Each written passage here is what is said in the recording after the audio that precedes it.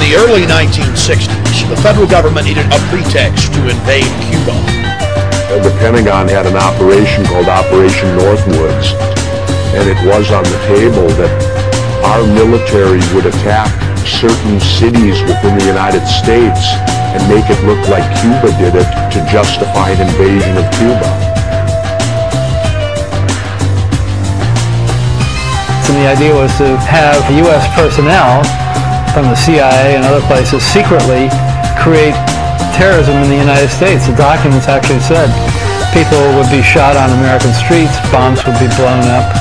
And again, all this, the evidence would be laid to point the finger at Castro.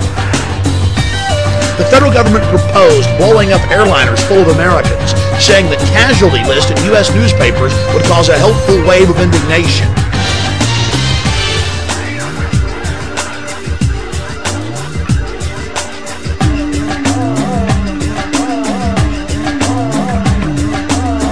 They had a very complex plan where they were going to take an aircraft and load it with CIA people that looked like college students, have it take off from an airport in Miami with a lot of publicity, and then it would quickly, after it got into the air, land at a secret CIA base.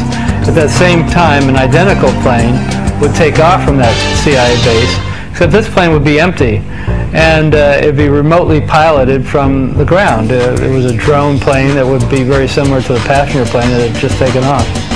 Except we want to hijack jets by remote control, crash them, and blame it on the Soviet Union and Cuba. Now, that was decades ago. If they would do it in the 60s, they'll do it again. It never got put into effect, but the fact that you can get all the members of the Joint Chiefs of Staff, the senior military officials in the U.S. government, signing off on a plan that outrageous is extraordinary. In the plan, they elaborated on how they could bomb Washington, D.C.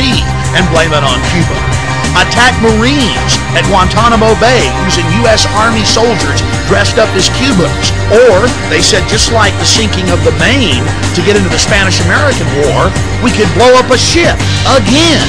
Here they are admitting the problem reaction solution system and how effective it is to motivate the American people to get them behind a war.